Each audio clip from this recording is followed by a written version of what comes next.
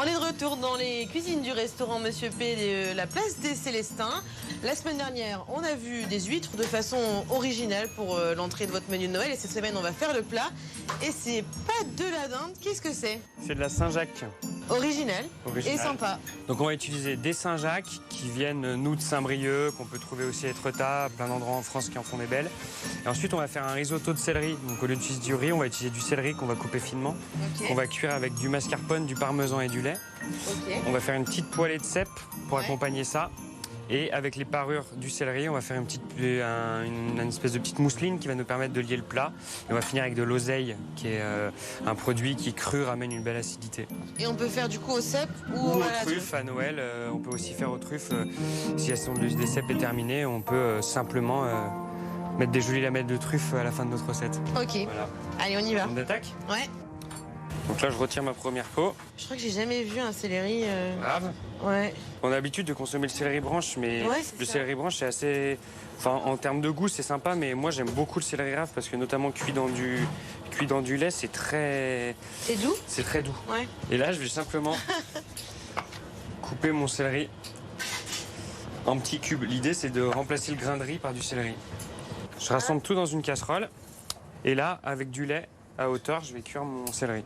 Pas besoin d'en mettre de trop parce que ce lait-là, on va l'utiliser après. S'il y en a un peu de trop, c'est pas grave parce qu'on va l'utiliser après. D'accord. Et là, je mets à chauffer. Ok, combien de temps? Ça va cuire environ 7-8 minutes. Et après, dans une autre casserole, je prépare mon autre casserole et avec le lait que je vais récupérer de ça, plus un peu de lait, je vais cuire à feu doux et le mixer pour obtenir une purée. Ok. En attendant que notre céleri cuise, qu'est-ce qu'on peut faire? On va préparer notre oseille. Allez. Alors, je retire la tige. Parfait. Et après, tu coupes en losange. Comme ça? Parfait. Donc, les cèpes, j'ai simplement les coupés en deux.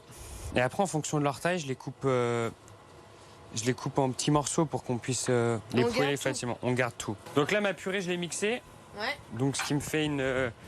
J'ai simplement cuit avec du lait et un peu de sel. Et après, je la mixe au robot et ça me donne une purée plutôt lisse. Le céleri, il est cuit. Donc là, tu peux retirer... Prends un grain pour goûter si tu veux. Sans trop de lait parce que tu vas te brûler. Je mets mon mascarpone dedans. Là, je coupe le feu et là, délicatement, j'introduis mon parmesan dedans. Là, je vais simplement disposer mes Saint-Jacques dans ma poêle avec mes cèpes. Et là, on dresse. Allez. On commence par le risotto et après, on va déposer les éléments dessus. Les Saint-Jacques. Les Saint-Jacques. Mes petits morceaux de cèpes. Et après, ensuite, j'ai ma petite sauce végétarienne. Ouais. J'ai plus qu'à finir avec mon petit oseille. Voilà. Eh ben parfait. Donc, tu peux nous répéter ce que c'est? Donc c'est un céleri qu'on cuisine comme un céleri rave qu'on cuisine comme un risotto. Avec les parures, on fait une petite sauce crémée au céleri, des petits cèpes rôtis, et les petites Saint-Jacques de Saint-Brieuc rôtis. Et l'oseille vert pour finir. Bah parfait. Merci beaucoup. Merci beaucoup.